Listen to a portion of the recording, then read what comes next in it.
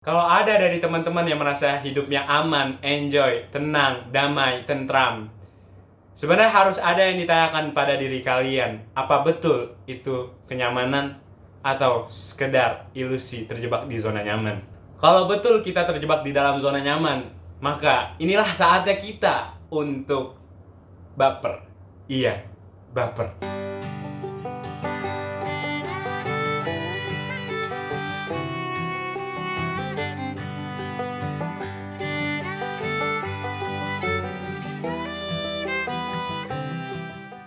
Halo teman-teman, perkenalkan nama aku Yusuf Taki.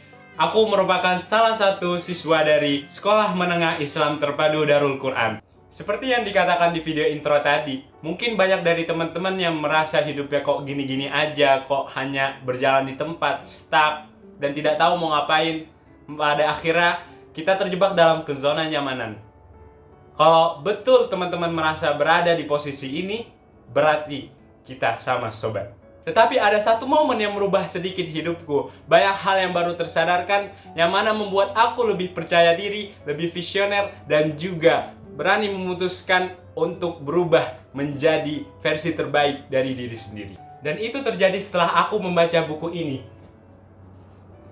Baper, Yap, Bawa Perubahan oleh Renat Kasali. Yap, buku ini adalah salah satu buku terfavorit aku. Buku ini amat direkomendasikan buat kamu yang ingin memulai membaca buku karena isinya yang sangat praktis dan juga ringan tentunya.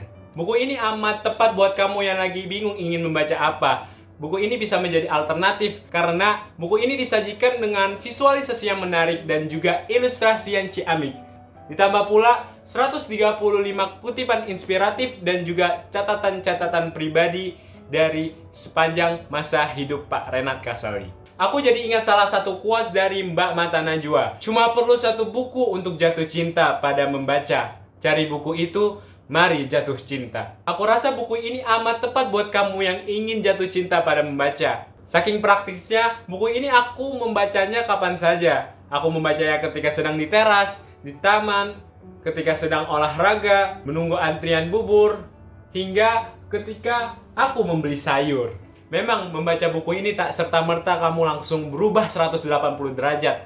Tetapi lewat buku ini Pak Renat Kasali mencoba mendorong para pembacanya untuk bisa menjadi generasi perubah atau agent of change. Dan yang menjadi fun fact adalah buku ini merupakan hadiah ulang tahun yang ke-65 sebagai persembahan dari para muridnya yang mengabdi di Rumah Perubahan. Dari 135 kutipan dan catatan inspiratif, aku memilihnya menjadi 5 kutipan terfavorit aku yang mana paling berpengaruh hingga hari ini. Dan inilah 5 kutipan terbaik menurutku. Yang pertama, sesuatu yang ada pada dirimu ialah kendaraanmu. Ia telah menjadi kekuatan untuk berkarya, berprestasi, dan berkreasi. Jadi satu-satunya yang bisa mengantarkanmu pada impianmu, ya dirimu sendiri. Sesuatu yang ada pada dirimu ialah kendaraanmu. Ia telah menjadi kekuatan untuk berkarya, berprestasi, dan berkreasi. Jadi satu-satunya yang bisa mengantarkanmu pada impianmu, ya dirimu sendiri. Pada kutipan kali ini, Pak Renal punya perumpamaan yang sederhana untuk kita. Sejak dilahirkan, kita sudah diberikan kemampuan yang dinamakan yaitu kendaraan atau biasa disebut self. Maka dengan self-driving lah diri teman-teman dapat mengembangkan suatu potensi dalam diri dan mencapai perubahan-perubahan dari teman-teman yang inginkan.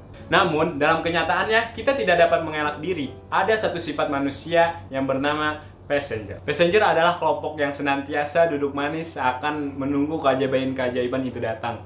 Layaknya penumpang mobil, ia hanya duduk manis dan menunggu sampai tujuan itu datang. Tak membuat arus, tak berani mengambil arah. Dalam hal ini, kita harus jujur di manakah posisi kita. Apakah kita seorang driver atau seorang passenger? Lalu, kutipan yang kedua, keajaiban tak pernah terjadi di zona nyaman. Zona nyaman adalah salah satu penyakit yang paling akut sering diderita oleh kita. Persis ketika aku kemarin ingin keluar dari zona nyaman. Rasanya pelin-pelan ketika aku melihat poster lomba ini, ingin ikut atau tidak ya. Yang ada malah pertanyaan-pertanyaan negatif yang keluar di pikiranku. Emang bakal menang ya? Emang bisa? Seringkali ketakutan-ketakutan inilah yang membuat diri kita terpenjara dengan sendirinya. Mendiagnosa diri dengan dalih tidak berani, padahal kita hanya takut mencobanya satu kali lagi. Kalau teman-teman sedang berada di posisi seperti ini, maka satu-satunya hal yang bisa kita lakukan adalah mensugesti diri. Pikirkan tentang the life after setelah kita mengambil keputusan itu. Semisal aku memutuskan untuk mengikuti lomba literasi talks. Dari situ aku mencoba untuk memvisualisasikan diriku di masa yang akan datang. Semisal aku menang, aku akan bersyukur sekaligus bisa menjadi bekal untuk mendaftar PTN-PTN nantinya. Kalaupun aku kalah, aku pun akan bersyukur juga karena setidaknya aku bisa mengasah skill membacaku, menulis, dan juga editing video. Dan yang paling penting adalah pengalaman. Selalu berpikir tidak ada sia-sia atas keputusan-keputusan kecil yang kita ambil. Selalu ada hikmah di setiap perjalanannya. Kutipan yang ketiga, jika melakukan sekarang, kita dapat memanennya suatu saat di hari esok. Bila kita memulainya dengan kata nanti, besok, atau kapan-kapan, maka kita akan bangkrut dengan ketidakpastian yang kita buat sendiri.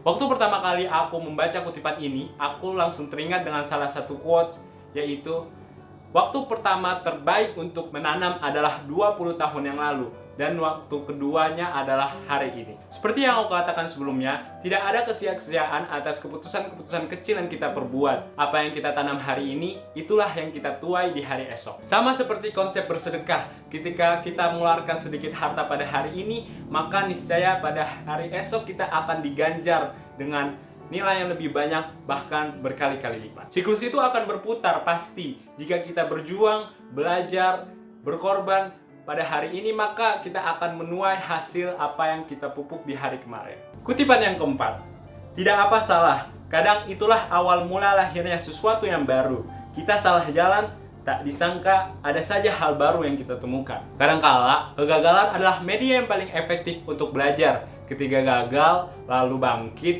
menyusun strategi-strategi baru demi menghadapi kenyataan-kenyataan yang akan datang. Belajar dari salah satu owner terkemuka restoran KFC, Harlan Sanders. Cerita ini bermulai ketika ia jatuh bangkrut dari rumah makan yang mana telah lama ia bangun.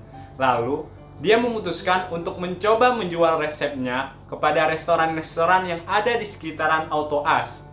Bahkan, dia sampai turun-turun ke pasar untuk mempromosikan ide penjualan KFC. Selama 2 tahun berkeliling, Harlan Sanders hanya bisa memuaskan setidaknya 5 rumah makan dari total 1000 percobaan yang telah ia tawarkan. Selebihnya, resep ayamnya berakhir dengan penolakan dan juga ditertawakan.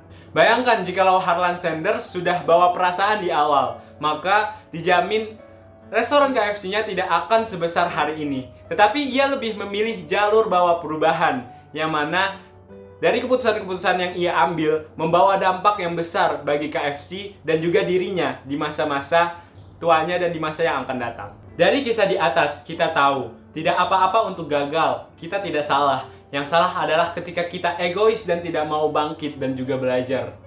Kita harus berani untuk mendobrak pintu-pintu, karena kita tidak tahu di mana letak keajaiban itu akan datang kepada kita. Kutipan kelima, agar berani melakukan sesuatu sedini mungkin, mulailah dari hal-hal kecil terlebih dahulu. Jangan membuat diri Anda menjadi takut untuk memulai dengan segala hal-hal berlebihan. Kadangkala, ketika kita ingin mencapai suatu impian yang besar, kita selalu ingin mengambil jalan yang efektif, efisien, serba cepat, dan juga tidak ribet pastinya. Padahal, pada kenyataannya, impian merupakan akumulasi-akumulasi kecil yang kita kumpulkan pada hari ini. Begitu juga ketika kita punya impian untuk menjadi seorang binaragawan, badan berotot dan atletis. Kita tidak bisa muluk-muluk dalam sehari langsung mengangkat 100 kg. Pastinya kita akan tepar dan capek. Namun kita bisa mengatasinya dengan bertahap. Misal, dalam minggu pertama kita bisa mengangkat 5 kg. Minggu kedua kita mengangkat 10 kg. Minggu ketiga kita mengangkat 50 kg. Hingga minggu-minggu berikutnya sampai kita bisa mengangkat 100 kg. Maka setelah kita pelatihan bertahap, kita akan melihat badan kita akan tumbuh berotot dan juga menjadi atletis. Sama halnya dengan impian yang lain, semua hal berawal dari hal-hal kecil yang mana menghimpun menjadi besar yang pada akhirnya akan membawa kita kepada impian-impian yang ingin kita gapai. Oke teman-teman, itulah 5 kutipan terfavorit aku dari buku Baper Bawa Perubahan. Sebenarnya masih banyak sih kutipan-kutipan dari Pak Renat Kasali ini, tetapi jikalau seluruhnya aku sebutkan dan jelaskan, maka waktu tidak akan cukup. Maka sampai jumpa di pertemuan-pertemuan selanjutnya. Mohon maaf jika ada salah kata dan salah tingkah. Terakhir, terima kasih. Assalamualaikum warahmatullahi wabarakatuh.